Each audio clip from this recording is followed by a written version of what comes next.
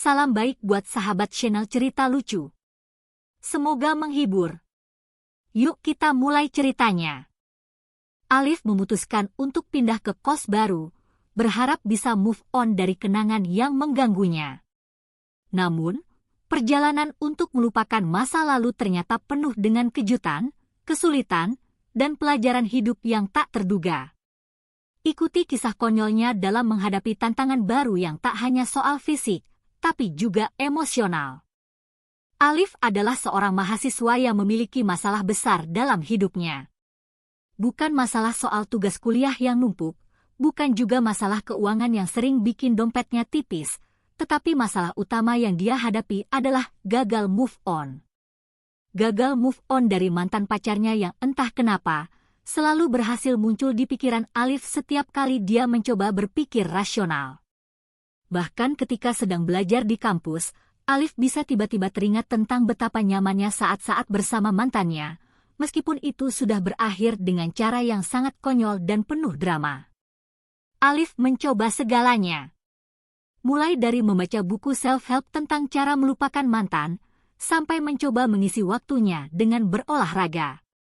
Tapi alih-alih merasa lebih baik, dia malah merasa semakin sengsara. Bayangkan saja, setiap kali dia berlari di taman kampus, di tengah-tengah udara segar, dia malah teringat pada pesan-pesan manis dari mantannya yang tiba-tiba muncul di ponselnya. Sialnya, Alif bahkan tidak tahu harus bagaimana. Kenapa harus berlari dari kenyataan? Kenapa nggak lari dari kenangan, pikirnya dalam hati. Itulah masalahnya, Alif memang tidak bisa lari dari kenyataan, tapi juga tidak bisa lari dari kenangan. Pada suatu pagi yang cerah, Alif akhirnya memutuskan untuk mengambil langkah besar. Setelah berjam-jam termenung di kamarnya, dengan pandangan kosong ke arah jendela, dia berkata pada dirinya sendiri, "Udahlah, gue harus move on. Kalau enggak, gue bakal tetap begini terus, stuck di dalam kamar dan tenggelam dalam kesedihan." Tapi alih-alih move on dari mantan pacarnya, Alif malah memutuskan untuk move in ke kos baru. Kenapa? Karena kos lamanya sudah terlalu banyak kenangan. Setiap kali dia membuka pintu, dia bisa mendengar suara tawa mantannya yang seakan-akan masih menggema di dalam kamarnya. Kenapa harus berjuang move on, kalau gue bisa move in, pikir Alif dengan penuh semangat. Akhirnya, dia memberanikan diri untuk mencari kos baru yang lebih jauh dari kampus dan, tentunya, lebih jauh dari kenangan lama. Dalam pikirannya, dia sudah merencanakan semuanya. Kos baru berarti lembaran baru. Ini adalah langkah pertama gue untuk move on. Ya, move on dari kos lama. Di pagi yang penuh semangat itu, Alif mengemas barang-barangnya, yang sebagian besar berupa pakaian yang sebenarnya tidak perlu dipakai karena dia sudah membeli baju baru yang lebih keren, dan menuju kos baru yang dia temukan di area yang jauh dari kampus. Alif bahkan tidak memberitahu teman-temannya, karena dia tidak ingin mereka tahu betapa konyolnya keputusan yang baru saja dia buat.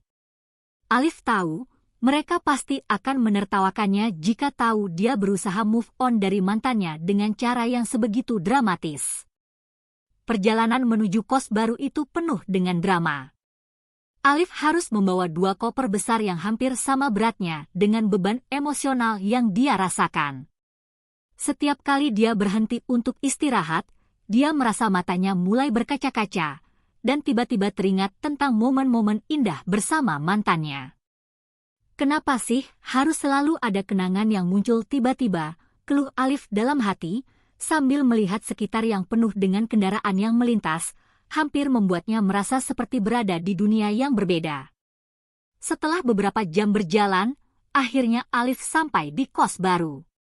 Begitu melihat gedung kos yang tampak lebih besar dan lebih modern dari kos lamanya, hatinya langsung terhibur. Ini dia, tempat gue bisa mulai hidup baru, pikirnya dengan penuh harapan. Dia mendekati pintu gerbang dan mengetuknya. Tak lama, seorang ibu-ibu yang tampak ramah keluar. "Oh, anak muda, datang buat sewa kos ya?" tanya ibu-ibu itu dengan senyum lebar. Iya, Bu.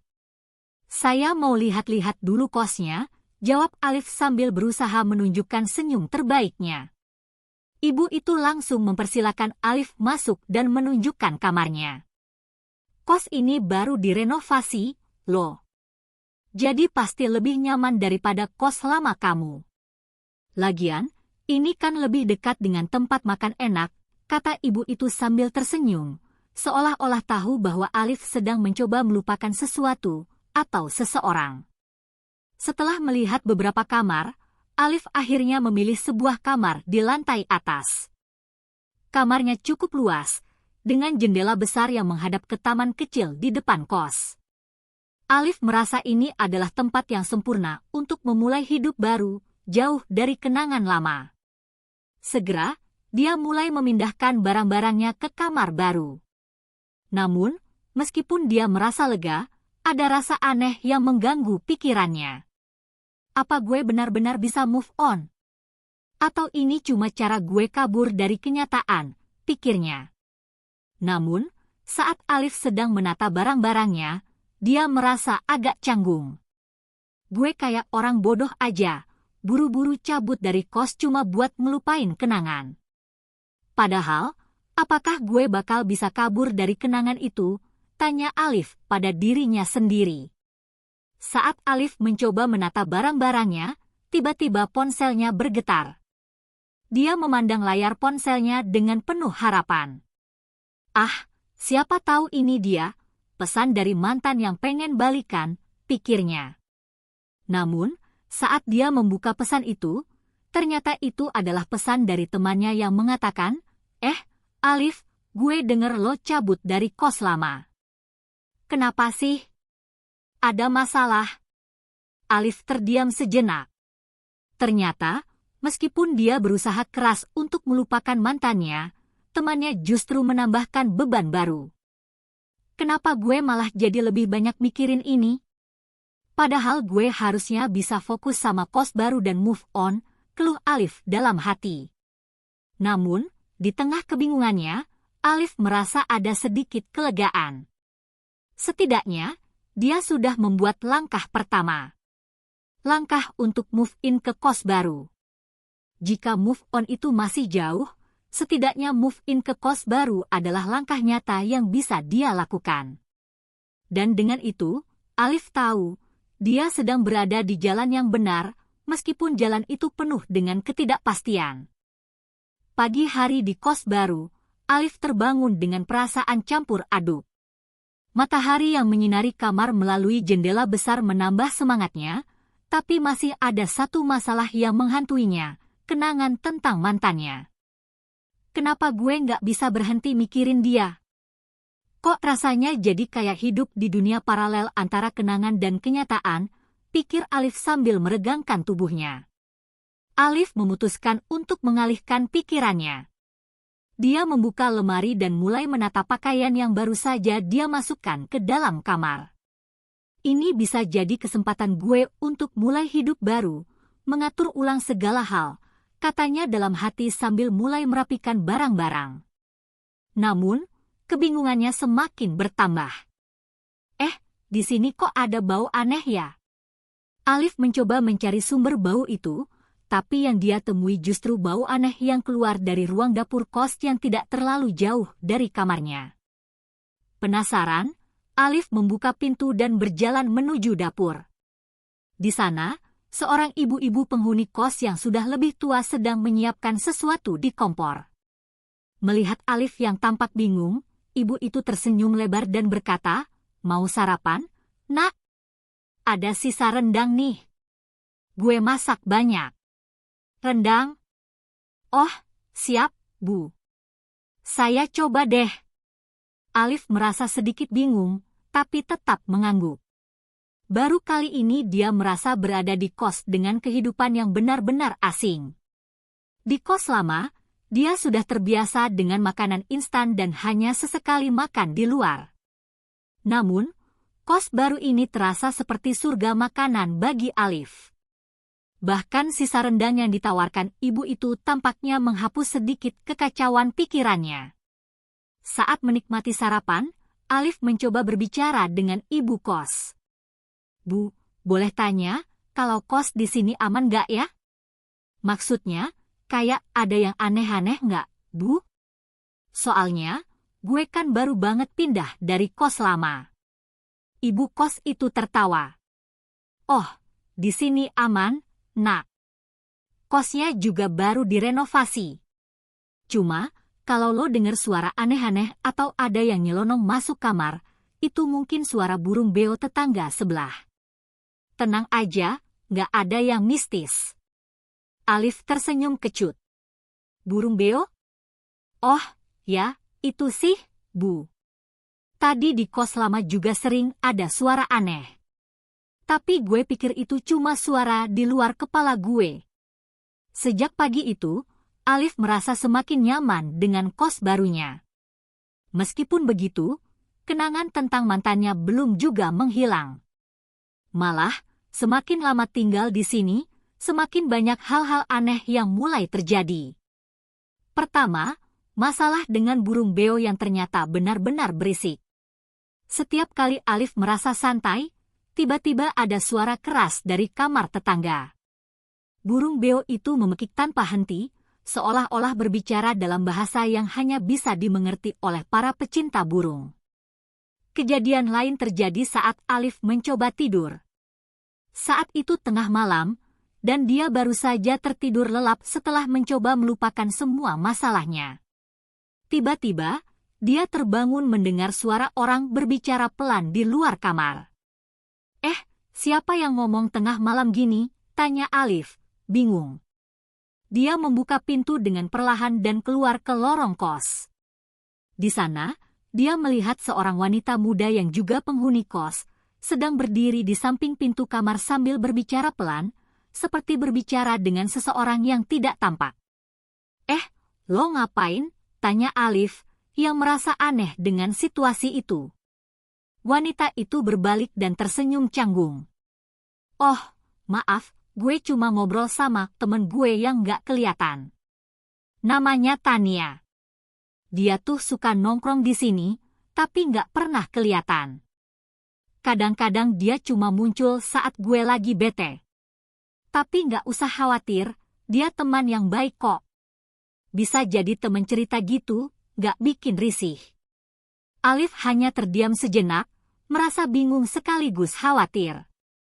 Oke deh, kalau gitu. Jangan sampai ganggu gue tengah malam, ya. Gue lagi coba move on. Wanita itu tertawa. Tenang aja, gue gak akan ganggu kok. Lagian, Tania juga lebih suka diam di kamar.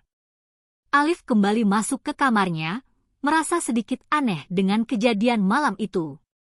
Apa gue masih ada di dunia nyata? Gue baru pindah kos, kok malah jadi kayak ada orang aneh-aneh, ya, pikirnya. Namun, saat itu juga, dia merasakan ada sedikit ketenangan.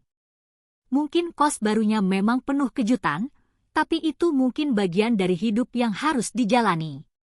Esok harinya, Alif memutuskan untuk mengajak teman-temannya makan siang di kos barunya. Dia merasa perlu untuk berbagi cerita tentang pengalaman barunya di kos ini, meskipun dia tahu, pasti mereka akan menertawakannya. Dan seperti yang sudah bisa diprediksi, begitu teman-temannya mendengar cerita tentang burung beo, wanita dengan teman tak terlihat, dan suara-suara aneh di tengah malam, mereka semua tertawa terbahak-bahak. Alif, lo sih bener-bener berani banget pindah ke kos baru. Gue kira lo mau move on, tapi malah kesini malah dapat banyak kejutan, ujar Fajar, temannya, sambil tertawa. Alif hanya tersenyum kecut. Ya, gue sih mikirnya gini aja, kalau gue nggak bisa move on, ya udah, move in aja. Tapi entah kenapa, kos baru ini malah bikin gue ngerasa aneh.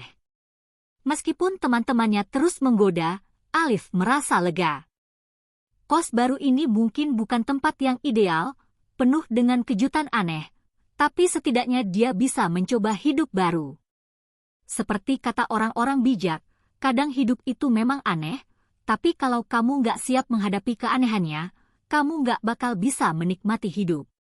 Namun, yang paling penting adalah, Alif sudah mengambil langkah besar untuk move on, meskipun mungkin langkah itu tidak terlalu sempurna. Dengan kesabaran, dia tahu dia bisa bertahan. Karena walaupun move on itu susah, move in ke kos baru ternyata bisa memberi kelegaan, meskipun dibumbui sedikit keanehan. Beberapa minggu berlalu sejak Alif memutuskan untuk pindah ke kos baru. Meskipun dia sempat merasa canggung dan ada beberapa kejadian aneh yang membuatnya bingung, lama-kelamaan dia mulai terbiasa. Namun, meskipun kosnya lebih nyaman dan jauh dari kenangan tentang mantan, Alif tetap merasa ada yang kurang. Kenangan itu terus menghantuinya, seperti bayangan yang tak bisa dia usir begitu saja. Hari itu, Alif sedang duduk di kamar sambil mencoba menulis tugas yang harus dikumpulkan. Di tengah-tengah keheningan yang hanya terisi oleh suara ketikan di keyboard, tiba-tiba suara dari luar kamar terdengar begitu keras. Aduh, ini apa lagi? Alif mengerutkan dahi, berdiri dari kursinya, dan membuka pintu. Di luar kamar, dia melihat ibu kos sedang berlari dengan panik. Pak Alif, tolong bantu, ada masalah besar di lantai bawah. Masalah apa, Bu? Tanya Alif dengan cemas. Iya, ada kebocoran pipa besar, airnya masuk ke kamar-kamar kos di lantai bawah. Semua barang orang-orang di sana kena banjir, jawab ibu kos dengan napas tersengal-sengal. Alif yang tidak ingin berlarut-larut dalam kebingungan segera mengikuti ibu kos turun ke lantai bawah. Begitu tiba di sana, pemandangan yang ada di depannya benar-benar bikin mata Alif terbuka lebar. Wah, ini beneran kayak bencana, gumamnya. Air menggenangi beberapa kamar, dan penghuni kos yang lain terlihat kebingungan. Gimana nih, Pak Alif? Bisa bantu nyelamatin barang-barang mereka? Tanya ibu kos dengan wajah yang terlihat khawatir. Alif, yang sebenarnya merasa agak bingung dan kurang siap untuk menangani masalah sebesar ini, tiba-tiba teringat bahwa dia pernah belajar sedikit soal kebocoran pipa saat masih kecil, waktu dia membantu tetangga yang kebanjiran. Meski sebetulnya dia tidak begitu tahu cara mengatasi kebocoran pipa besar, Alif merasa tidak enak hati jika tidak ikut membantu. Oke, Bu, gue bantu. Tapi, gue harus cari jalan keluar dulu supaya airnya nggak makin parah. Dengan spontan, Alif mulai mencari selang dan ember yang ada di ruang penyimpanan, serta memberi instruksi agar penghuni kos lainnya memindahkan barang-barang mereka ke tempat yang lebih aman. Beberapa saat kemudian, mereka berhasil meredam kebocoran tersebut, meski Alif merasa sedikit cemas karena dia tidak tahu apa yang harus dilakukan setelah itu. Setelah beberapa jam yang sangat melelahkan, masalah kebocoran pipa akhirnya berhasil diatasi. Semua orang mulai kembali ke kamar masing-masing, meskipun masih ada sedikit kekacauan di sana-sini. Alif pun akhirnya kembali ke kamarnya dengan perasaan campur aduk. Saat membuka pintu kamar, Alif terkejut. Ternyata, di kamarnya ada sesuatu yang mengganggu. Di atas meja, tepat di samping tempat tidurnya, ada sebuah kotak kecil yang sebelumnya tidak dia letakkan di sana. Alif memeriksanya dengan hati-hati, dan begitu membuka kotak itu, dia menemukan sesuatu yang sangat tidak terduga, sebuah foto dirinya dan mantannya yang sudah lama hilang. Gila, siapa yang masuk ke kamar gue? Tanya Alif dengan terkejut. Meskipun dia merasa agak aneh, dia juga tidak bisa menahan rasa penasaran. Ternyata, foto itu ada di dalam kotak yang tampaknya sudah lama tergeletak di antara barang-barangnya. Alif ingat sekali, foto itu adalah kenangan dari masa lalu yang sudah lama dia coba lupakan. Namun, kali ini, Alif merasa sedikit berbeda. Daripada merasa terluka atau terjebak dalam kenangan, dia malah merasa anehnya lebih lega. Foto itu seakan memberi penutupan yang selama ini dia cari. Mungkin ini tanda, kalau gue udah siap move on, pikir Alif sambil tersenyum tipis. Tapi move on itu nggak harus buru-buru, kan? Tepat saat itulah, pintu kamar diketuk. "Pak Alif, ini ada paket dari kantor pos," seru ibu kos dengan senyum lebar. Alif merasa sedikit bingung, karena dia tidak merasa memesan apa-apa. Begitu dia membuka paket tersebut, ternyata itu adalah hadiah ulang tahun dari teman-temannya yang sudah lama tidak dia temui. Di dalam paket itu, ada kartu ucapan yang sangat menggelitik hati. "Selamat, Alif. Semoga kamu sukses move on dan gak lupa kasih kabar kalau ketemu orang baru yang lebih oke dari mantan. PS, semoga kos barunya bikin kamu jadi lebih bahagia." Membaca kartu itu, Alif tidak bisa menahan tawanya. "Gue memang gak akan pernah lari dari kenangan, tapi setidaknya gue bisa menjalani hidup dengan lebih baik," pikirnya sambil tertawa kecil. Meskipun ada banyak hal yang masih harus dia lalui, dia merasa semakin yakin bahwa move on itu bukan tentang melupakan sepenuhnya, tetapi tentang belajar untuk menerima dan tumbuh lebih baik dari pengalaman itu. Pada sore hari yang cerah itu, setelah semua masalah di kos selesai, Alif merasa seakan-akan mendapatkan kebebasan yang sebenarnya.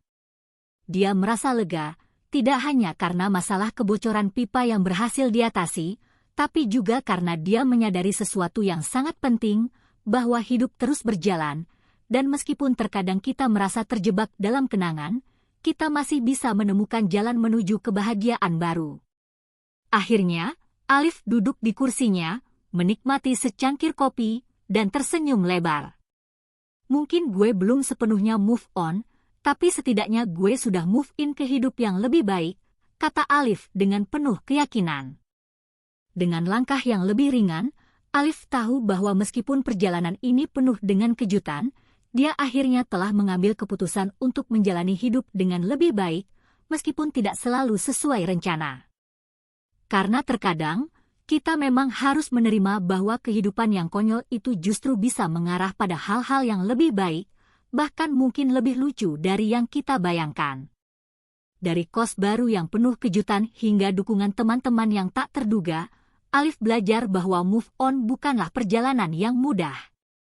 Namun, dengan setiap langkah dan tawa, dia mulai menyadari bahwa kehidupan tetap berjalan. Jangan lupa untuk subscribe dan like untuk cerita-cerita seru lainnya yang penuh inspirasi dan tawa. Terus ikuti perjalanan hidup Alif yang penuh warna.